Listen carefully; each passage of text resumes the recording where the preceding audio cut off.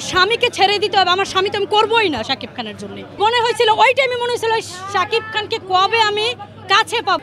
আমি শাকিব খানকে সর্বপ্রথম ফ্যান্টাসি কিংডম এরিয়াতে দেখি আমার এলাকাতে, তখন আমি ছোট্ট থাকি, ফ্রক পরে যাই। সেদিন আমি প্রথম কেঁদে বের হই, তখন আমাকে সব, মোট কথা আমি ওইটা বলতে গেলে আমাকে কোলে করেই বাসায় নিয়ে গেছে। কারণ উত্তেজনা সব ফিল পাইছি হলের ভিতরে। মানে মনে হয়েছে আবার দেখি মনে হয়েছিল ওই টাইমে মনে হয়েছিল শাকিব খানকে কবে আমি কাছে পাবো, কবে তার দোয়া নিতে পারবো। আমি তো তাকে 22 বার দেখেছি, তার সাথে শুধু আমার ভক্ত হিসেবে কথাটা হয়নি। এটাও যদি হয়ে যায় হয়তো আল্লাহ আমার মরার আগে আশাটা পূরণ করবে। এই সবার থেকে না, আমি আমার জীবনে কোনো পুরুষ আসে না, আসবেও না। আমার জীবনে যদি কেউ আসেও সেটাও তাকেও বলবো তুমি শাকিব খানকে ভালোবাসো, তুমি মাঝামাঝি থাকো। এই আমার স্বামীকে ছেড়ে দিতে হবে, আমার স্বামী তো আমি করবোই না শাকিব খানের জন্য, করবোই না। ধরেন আমি সিঙ্গেল থাকবো আজীবন, কিছু মানুষ তো সিঙ্গেল থাকে, আমি সিঙ্গেলে থাকবো। কারণ শাকিব খান একটা কথা ক্যামেরা আসলে বলতে নাই, কথাটা আমি রোজ কাঁদি শাকিব খানের জন্য। শাকিব খান আমাকে হলে কাঁদায়, শাকিব খান আমাকে বাস্তবে কাঁদায়, শাকিব খান আমাকে স্বপ্নে কাঁদায়। শাকিব খানকে আমি ভালোবাসি এবং তাকে সম্মান করি, সম্মানের জায়গা থেকে অনেকটা স্যালুট করি, ভালোবাসি।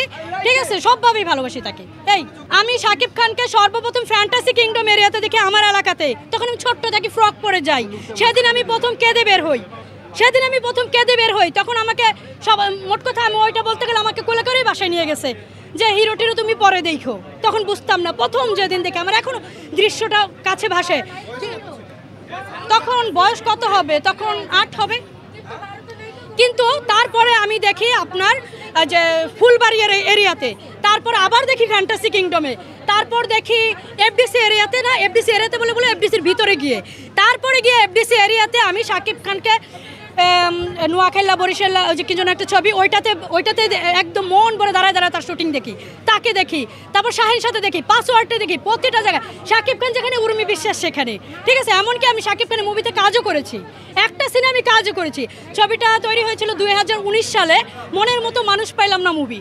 ওইটাও কিন্তু সুপারহিট মুভি ছিল ওই টাইমটাতে।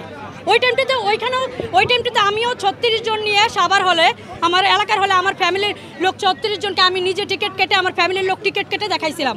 কারণ তারা বলছিল উর্মি বিশ্বাস একটা সিন আছে, শাকিব খান আমার হাত থেকেই ল্যাপটপটা নেয়। কি কপাল! অথচ সেদিনও আমি তার দাঁড়ে ঘুরছি, তার মেকআপ রুমের সামনে আমি দাঁড়াইছিলাম, শাকিব খান আমাকে দেখছে, তার মেকআপ ম্যান আমাকে দেখছে, সবাই আমাকে দেখছে। কিন্তু লোকজনের ভিড়ে আমি বলেই উঠতে পারিনি যে তার সাথে আমি একটা সেলফি তুলবো, কথা বলবো, বলেই উঠতে পারি না। শাকিব খানকে আমি এই পর্যন্ত 22 বার দেখছি।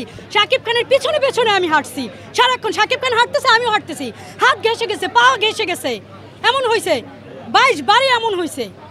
কিন্তু এই